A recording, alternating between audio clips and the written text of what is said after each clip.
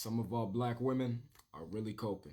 We're going to break down why the quote unquote black mother biracial stereotype is false and how it is just copium, because we have people who want to serve the interests of the YT community trying to put a mask over it as if they are pro-black. And it's a lot of black women who are coping and doing this in the modern day. So I'm going to let the boy Nefakari break it down. We back. Now, I've touched on this topic a few times in the past, and I've mentioned it before. Anybody trying to push that colonial propaganda, because that's where this mentality came from. That's where this talking point originated from. This idea that the biracial with the white father is superior to the biracial with the black father. That comes from directly from the European colonists, the plantations of North America, South America, and the Caribbean.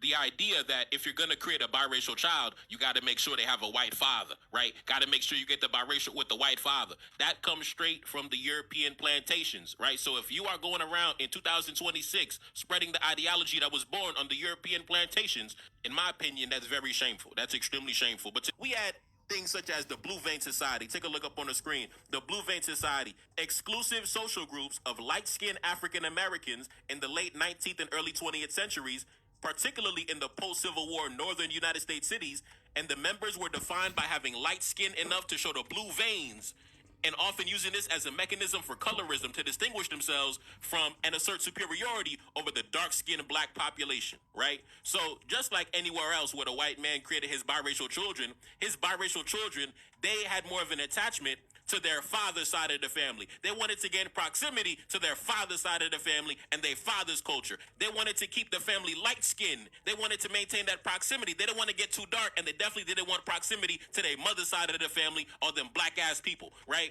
So this was not unique to the United States. This happened all over this side of the planet where the white man was creating his biracial kids. He created a bunch of self-hating biracial motherfuckers. That's what it is. That's what happened. That's the facts. So now y'all trying to rewrite the history for the white man, right? You're trying to rewrite the history. And we also understand that there were no colonial incentives for the black man to be with the YT woman, and it was never societally and optically acceptable for the black man to be with the YT women. So when these relationships and unions started to happen in society, we understood it was more organic, right? We understand in entertainment, like when it comes to sports and media, how some of these biracial black man and YT relationships are, how they're, socially engineered. They're engineered for these people to be together. But for the most part, these relationships came together organically. And I think it's a lot of jealousy from the BLK woman because she had to utilize colonial benefits in order to get with the YT man. And some of them still have that brain rot stuck in their head today.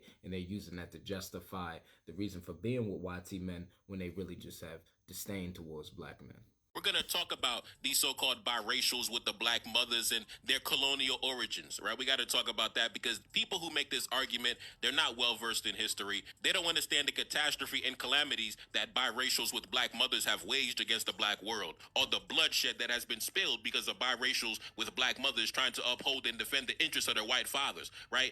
And that argument is very important to look at because culture is created and structured by men, right? So when you create a dynamic or a union, the culture is going to follow the pathway that the man is leading, right? So we always understood historically these biracials who have black mothers and YT fathers, they waged war, massacres against the black community because they were serving the interests of their YT fathers. So the black woman acting like she's going to step into this scenario, take a white man's child and start to just, make them ethnic and make them pro-black. It's just not the reality, never has been historically, and just based off of men and masculinity and how we operate with our offspring and with our legacy and our lineage, that's normally going to be structured and led by us. So if he is embracing his heritage, if he is embracing his history, right, and you are the black woman that is with him, you have to come to terms to accept that most of the time. Now, I know there are scenarios where the black woman might be able to have the majority of her touch,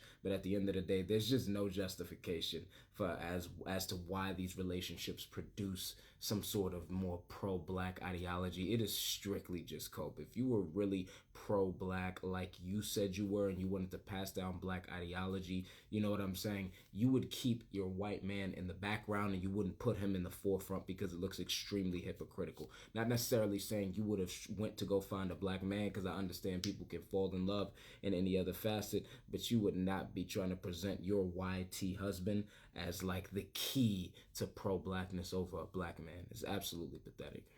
We got so many lost, uneducated sisters, man. So when an intelligent sister speaks, I'm listening. Make this a safe place for biracials who have a black mom and still don't know what it means to be black. And I know some of y'all are in a quiet place, low-key agreeing with some of these biracials with white mamas, and y'all don't want to come out to the woodworks and be like, yikes. But that's because people don't understand that there are also black women who hate themselves, that they outside their race. For that exact reason. We only try to put those allegations on black men, but there are black women who straight naturals, perm their kids' hair, live in the suburbs with that white man who only send their kids to white schools, only hang around that white man's family, and only has white homegirls. So, you know, like, you know, you got a black woman, you don't know how to do your hair. Some of us are in two-parent black family homes and don't know how to do our hair. So it's like, Neferkari Dessalines on YouTube also broke it down. So when you make the argument about the mothers passing down the culture, we have to ask, what is the culture exactly? And are black men not an integral part of this culture? Are black men not the chief architects of whatever culture you're talking about? When I think about my culture, let's talk about Haitian culture. Were black men not an integral part of the formation and creation and defense of Haitian culture? I'm trying to understand, right? So you're going to pass down the culture that black men created, right? Black men created, fought and died and bled and killed and murdered for it, right? To establish these cultures. And you're saying that you can pass down the values and the traditions of these cultures and the customs without black men, right? Black men are not an integral part of the equation, even though black men were the chief architects of whatever culture you're talking about. Argument.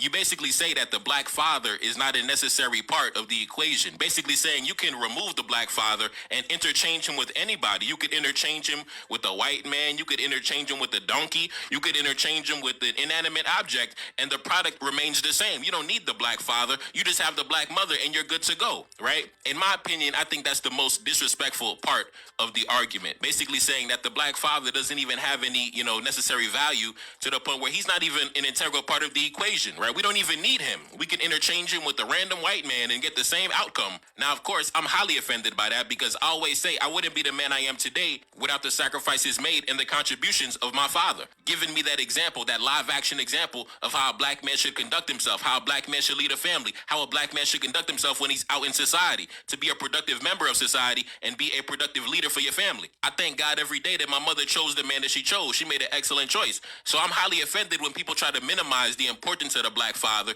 saying that he's not even a necessary part of the equation. We could interchange him with anything and anybody and achieve the same outcome. And I don't believe that to be the case, especially as a young boy, right? If your role model is a white man versus your role model being a black man, you're going to have two different outcomes. You're going to have two different worldviews, two different experiences. When a white man is your disciplinarian, your white man is your role model. The white man is the one giving you game on how to operate in society. You're going to get very different lessons compared to if you have a black man in the home showing you the way, giving you the live action example. So that's the main thing that I push back against the argument, the minimization of the black father.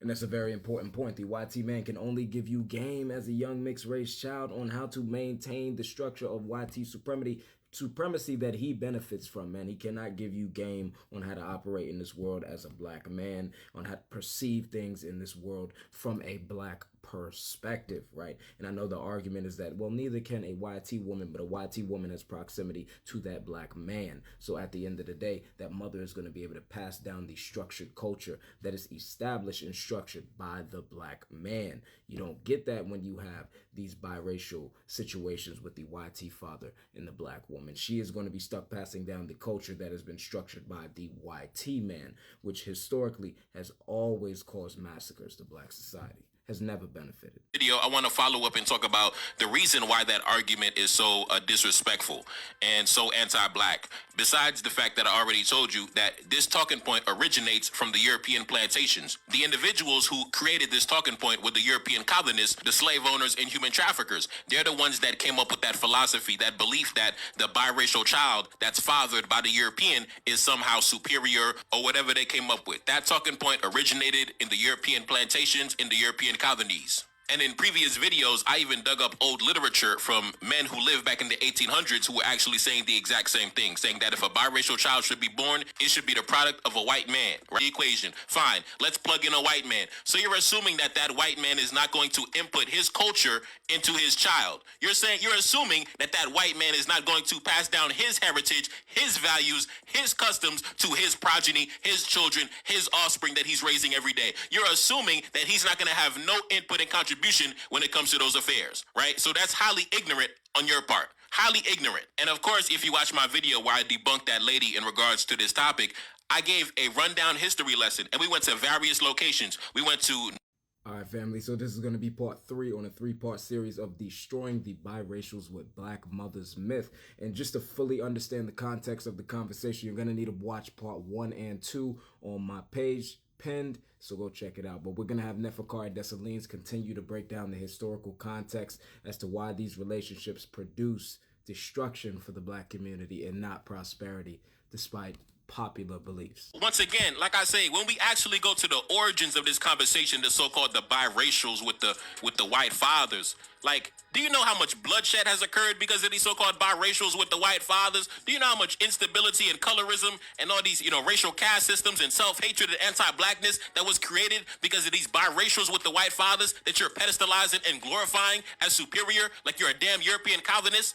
That ideology came from the European colonists. This idea that the biracial with the white father is superior. The biracial with the white father is better, right? This thing you're repeating, this talking point you're repeating came directly from the European plantations. Stop repeating that garbage.